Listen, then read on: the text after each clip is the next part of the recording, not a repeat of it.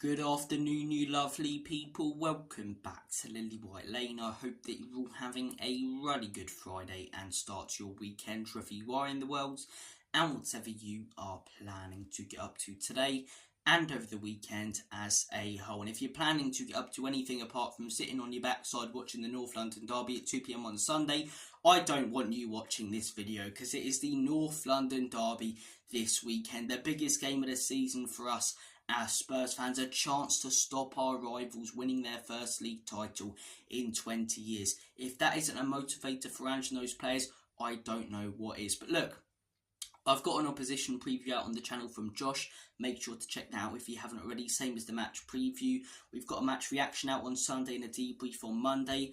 But I want to keep the North London derby content coming. I want to keep hyping you guys up and myself up for this game that right now I'm a nervous wreck heading into. So I thought I'd come on here and do what I normally do before the derbies and before the big games. And that's come up with a combined 11. For those of you who don't know what a combined 11 is, it's quite self-explanatory. I'm going to be picking a side based on Arsenal players and Tottenham players. Some people base it off form. Some base it off pure and utter quality. I'm going to base it on pretty much everything. Let's say, I've got to choose a team to play Barcelona or Real Madrid in a big game or a Champions League final this weekend, and I've got to choose between Arsenal and Spurs players. So we'll consider form, we'll consider quality, we'll consider players who've got special moments in them. And yeah, that's what it is basically. Without further ado, let's get cracking with this knacking. Starting things off in goal. By the way, I want to hear your guys in the comment section down below. But starting off in goal, I think Ray has been solid this season, but that's really been it. He's been solid. Vicario has made some special saves. He's had some fantastic moments, and he's had 9 out of 10 performances, which I don't think David Raya has this season. Don't get me wrong, I think David Raya has warmed into that Arsenal side. He's definitely gotten better. But at the beginning, with the whole thing between him and Ramsdale, he was a bit of a liability, and he's made some horrendous mistakes. So I get that Vicario has his kryptonite when it comes to defending corners and being more physical, but I do think Vicario's a better goalkeeper. I think his distribution's better. He's more trustworthy. His shot stopping is superb. You look at all of the goals we've conceded this season from open play. I don't think one of them is Vicario's fault, to be honest. Whereas last season we were conceding a fair few with Hugo Lloris, where we went, if he doesn't fall down like a tree trunk and gets down a little bit quicker to the left or the right, we couldn't have conceded there. We haven't had that with Vicario. So I am going to go with Vicario. Before you Arsenal fans get straight in, there's going to be a lot of Arsenal players in here. Probably more than Spurs, so chill out, cool your beans, okay? Moving on to the defence. Left back. I've got to go with Udogie. I know, two Spurs players from a Spurs team that are contending for top 4 instead of 2 Arsenal players who are contending for a league. But in these 2 positions, despite his injury, I think Udogie's been a better player than who Arsenal have got a left back. Kivior doesn't get enough game time, and Zinchenko, in my opinion, is their biggest weakness in that team. I think defensively, he is very, very poor. My nan could defend better than him. She's got dementia and she's 90 in a care home. Do you know what I mean? He's not great inverting and going forward. Okay, fair enough. But Udogie does that just as well. But also is defensively better. Yes, Udogie's made a few mistakes, but they're not mistakes that are costing Spurs league titles or big games or games in general. So, for me, I'm going to go with Udogie. Centre-back partnership. 4 really good options here. 4 very, very good options. Saliba, Gabriel, Van der Ven, Romero. I'm going to have to exclude one man straight away. I love him at pieces. I think he's a cracking defender, but it's got to be Romero. Purely because he can have an off game. Purely because sometimes he can be inconsistent. And even though it's far less than before, he can lose his temper. So that comes down to 3. Mickey Van der Ven, Gabriel and Saliba. And do you know what? I'm going to have to go with Gabriel and Saliba. And that is purely because Mickey Van der Ven's been injured for a few months this season. I think if Mickey would have stayed fit, kept that ridiculous form going, even when he's come back from that injury, he's still been very good. But he was missing for 3 months whilst Gabriel and Saliba were consistently putting in performance after performance. And whilst that isn't Mickey Van der Ven's fault, I think both of those centre-backs have been really, really good for Arsenal. They've been class, to be honest. Gabriel, what an improved player he is. You know, when he first joined Arsenal, he was making some very, very poor mistakes. Now, next to Saliba, it's elevated him. A little bit like Romero next to Mickey Van den Ven, next to a quality player. And Saliba, we know how good that guy is. We know how good that guy is. But look, love Mickey van der Ven. I really do, but purely based on that injury, the time missed and the consistency in playing every game from Saliba and Gabriel, I've got to go with them. I think Gabriel personally could be up there for player of the season, genuinely. As a centre-back and as most improved player, he's been absolutely fantastic for that Arsenal side. One of the best, or not one of the best defensive record in the league, and a lot of that is down to him, in my opinion. Right back, I've got to go with Ben Shite. I'm sorry, I've taken that last dig. No more digs. I like Pedro Porro, I do, but he can have a lot of off games. Ben White's been very, very good this season. He has. I have to hold my hands up and admit, wasn't a big fan of him when he first joined Arsenal, but last season was very solid, and this season has been very solid defensively and going forward. He's been banging in a few goals, accidental or not, like in the Chelsea game. So it's got to be Ben White for me. I like Porro. He's still improving. He's definitely got better than what he was last season, but can be inconsistent, whereas Ben White has been a very, very consistent player this season. Moving on to the midfield three, I'm going to go with a 4-3-3 formation, by the way. Probably should have stated that before, but there you go. It's what both teams tend to play, so I've gone with it. Rice has got to go straight in there, and Odegaard's got to go straight in there. I can't beat around the bush. Odegaard over Maddison, yeah.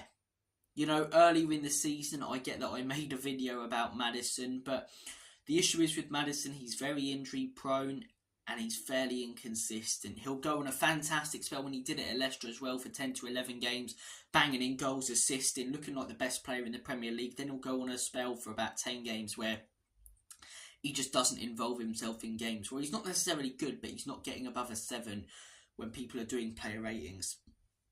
Whereas Martin Odegaard this season, in my opinion, has been outstanding. He really has. When he first joined under Arteta, I thought he was okay. And yes, Maddison has better statistics, more goals, more assists, and there is that argument. But at the same time, I see with my own eyes what I see with Odegaard compared to Maddison, especially after these last 10 games. And whilst that injury may have halted Maddison, I just think Odegaard's superb. I really do. I don't like going on about how good these Arsenal players are. I've got to eat humble pie though, and I'm not going to sit here and be honest and be a tribal idiot.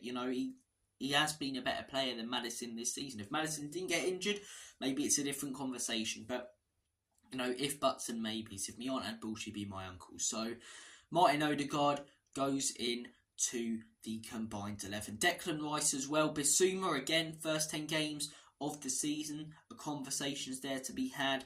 After that red card against Luton, really, Bissouma's been completely off. It had some really poor games. Hasn't even had like 1 or 2 games where he's looked really good. Just really poor games or average games from Bissouma. Whereas Rice has had a couple of poor games, but every other game has been putting in 8 or 9 out of 10 performances. He's a proper CTM, and I really think that's what Spurs need to go in for this summer. A proper number 6.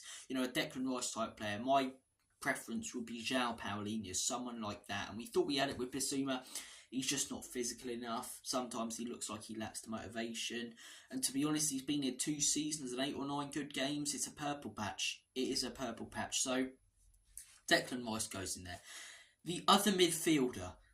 Look, it's interesting, this one. It is interesting. Bentancur, I really like Bentancur, but the injury takes him out of the equation for me.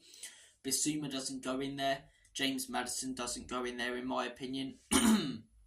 So I'm looking at a few players, because you've got a few options here. Jorginho's one, come in for a few games for Arsenal, done a very, very consistent job. Kai Havertz is another one, but I wouldn't really like picking him in that centre mid position. He's much more of an attacking mid or striker, but there's no way he's going in over who I'm going to put as striker, or Martin Odegaard as attacking midfielder. So based on that, and Thomas Partey being injured for a lot of the season, I'm going to go with Pape Matar Sarr. I think Sarr's had a couple of poor games, but for the most part been very, very consistent. 7 or 8 or even sometimes 9 out of 10 performances in games against top sides. And at such a young age to perform at that standard and be so consistent, it really is good. He's been banging in a few goals. His positional awareness is fantastic. He plays like an experienced 33-year-old who knows the league inside out, whereas he's only, 20, 21, something like that. So for me, Pape Matar Sarr goes in. The front three, striker, Gabriel Jesus.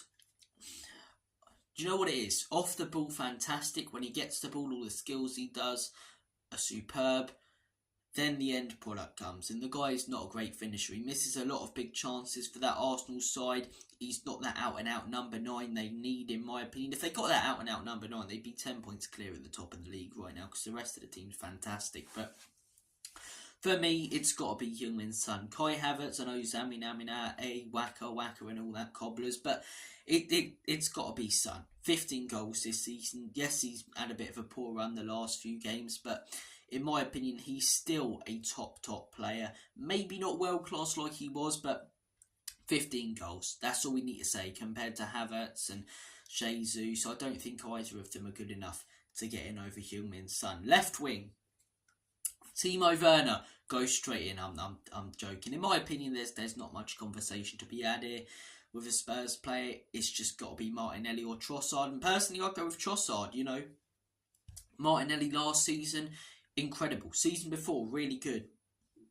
This season, I get he's had, a few injury doubts, but I think Trossard's been a better player. I think coming off the bench, he's made a massive impact in the games that he's come on in. I think, his finishing ability is probably the best at Arsenal out of all the players they've got there. I really, really like him, and I couldn't believe how sort of frustrated Arsenal fans were when they signed him instead of Mudryk, a guy who no one knows, who's worth 80 million from a Ukrainian league, versus a guy who is very well known and has been banging in goals and is Premier League proven. It was a great signing for 25 million, I think they got him for. So for me, it's got to be Leandro Trossard. Right wing, could have had the debate a few years ago between Kulusevski and Saka, but how can I make the thing about Son scoring 15 goals and then not say the same about Saka? I think he scored 14 or 15. Again, similar to Son, hasn't been his best recently. Sometimes, doesn't play at his best, but his goals and his goal contributions speak for themselves. And if they didn't have those goal contributions, they wouldn't be in a title race. It's as simple as that. Every player in that team hugely plays a part, and Saka is crucial for Arsenal. It really is. He's also a flair player. He's someone who can pop up with a phenomenal goal out of nowhere from outside the box like Heung-Min Son. So you always play him. And that is my combined 11.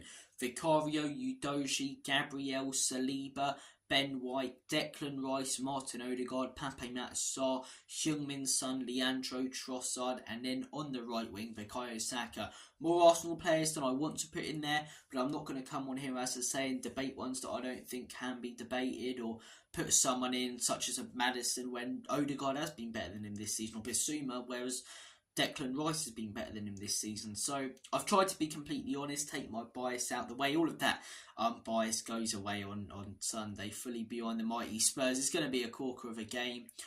If we play that high line and we're missing both our fullbacks, I might have to turn the telly off after 30 minutes. But I'm hoping that the fan base can be the 12th man. If you guys want to see my match preview, check that out. Josh's opposition preview. I'm going to be on a few shows this weekend. Luca AFC tonight, 8 PM, so check that out. And tomorrow on True Gooner. Big up to Josh, and what a channel that is. So, on the Arsenal channels, where I may get my arse handed to me if we don't go on to win on Sunday. But look, guys, cheers for watching. Take care, have a smashing day. And as always, Comedy Spurs, in Big Ange we trust. Enoch and Levy out. Come on, boys.